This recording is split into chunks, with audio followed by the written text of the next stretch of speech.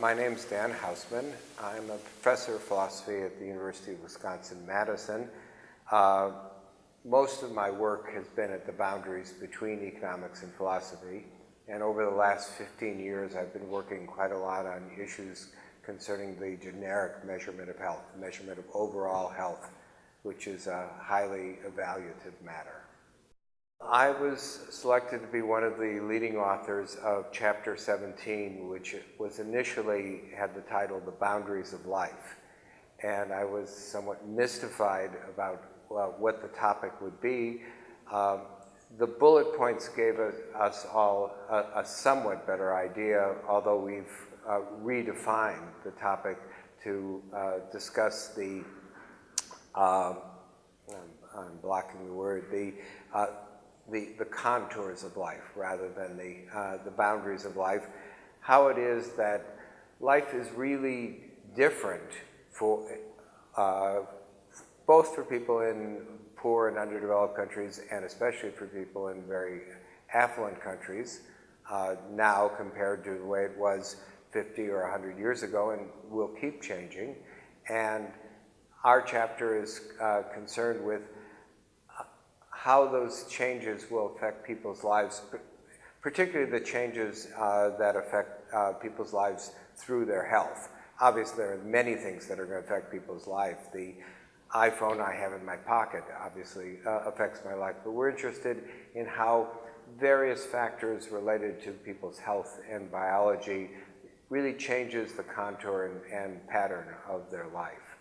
And I'm just one of the lead authors. We're discussing the matters, thinking about how to divide up the issues, and we haven't yet assigned sections. I assume I'll wind up working particularly in one section of the report. The panel's a very, very ambitious undertaking. As I see it, it's really an attempt to re-enliven the social sciences, which it's not as if social sciences are dead, far from it, but they're very, very specialized, and interdisciplinary work across different social sciences is somewhat limited, and interdisciplinary work that really links up with policy and has the potential to transform people's lives for the better is unfortunately quite scarce. Now, if I thought that I all by myself could change that, I'd be a megalomaniac and perhaps a useful one, but I wouldn't be a serious scholar. And whether the project as a whole can make a significant change remains to be seen, but I see myself as making a small contribution within the project as a whole. I'd like to think that the work I've done on generic health measurement is that. I have a book that came out just a few months ago, and for a variety of purposes, which are certainly relevant to the issue of social progress, we'd like to be able to compare the efficacy with respect to health of different policies. But if you have a policy that in one case improves cognitive performance and in another case enables people to walk better, how do you put those things on a single scale? There are a variety of systems that purport to do that, and I've got very severe criticisms of those systems. I have suggestions for how to do roughly the sort of thing that's being done now better, and also some speculative ideas about how to do something that's really quite different. Now, measuring by itself doesn't improve health at all, but if one has better measures of generic health, one will be better able to determine how to distribute health-related resources in a way that improves people's lives. The group that I'm in, and I gather this is typical of groups, is extremely interdisciplinary. There's a terrific demographer there. There are people who are engaged in health policy. There are people from very, very different parts of the world, and just simply learning from them informally about a wide variety of different issues will be enormously helpful to me.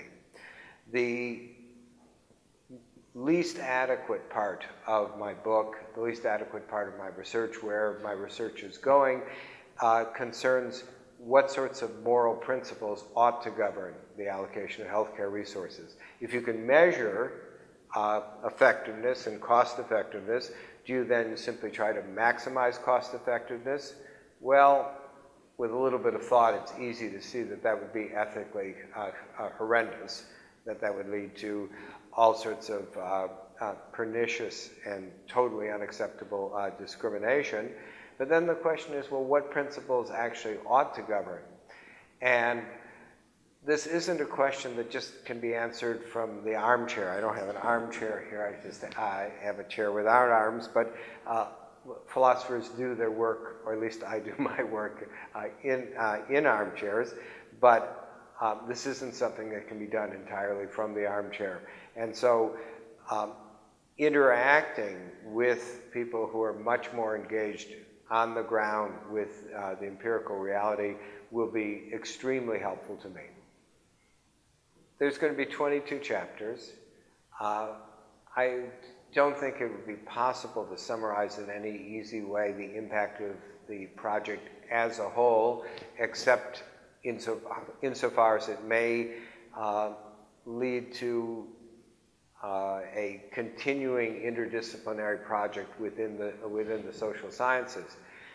Individual chapters may have huge impact. So chapters on inequality, which is clearly a very hot topic, may provide a much broader perspective for a lot of actors, both governmental and non-governmental, and improve the discourse there. It's the end of a long day, and so the titles of lots of other chapters don't come immediately to mind, but I think one really will need to think about the impact of the report sort of chapter by chapter. Our chapter, I'm inclined to guess, I mean, obviously our chapter is scarcely even conceived, let alone written. I'm inclined to guess that our chapter might actually have a lot of personal impact on people rather than being mainly a policy chapter. But that's just a guess. How many people are going to read chapters? How many people read anything? That's another question. We'll see. Scholars always suppose that their writings will change the world, and that's not typically how it works out. I think there are a variety of very different social problems. So with respect to the rational distribution of health-related resources, in a lot of the world, the fundamental problem is just the shortage of resources. And that's partly a matter of just the poverty of the countries, but it's also a matter of all sorts of artificial factors that make the provision of health so much more expensive. Patent policies, various kinds of monopolies among drug manufacturers and appliance manufacturers. So in terms of affecting people's lives in the world as a whole, that's by far the largest problem to which my work could contribute. Closer to home, as an American, we have an extremely irrational healthcare system, somewhat improved by the Affordable Care Act, but only slightly so. And at a certain point, the health authorities will have to measure up to the fact that rationing is unavoidable. It happens already. But the pretense is, no, we give everybody every bit of health care they could possibly profit from, which is destructive and unhelpful.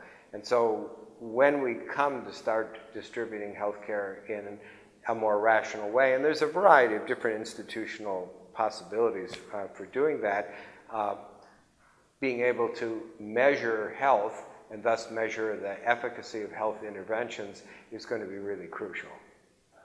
I think the number one thing that's making people's lives miserable and that I'd like to see social change is warfare, and it seems to be mainly tied to religious and ethnic conflict. If we could find some way to mitigate or eliminate that, I think all the other problems would be much more manageable, and just the horrendous misery that we're seeing in the world right now, especially in Northern Africa and the Middle East, it's horrifying. It affects millions of people, and it seems like the sort of thing that we ought to be able to get past. But I don't know how to do it.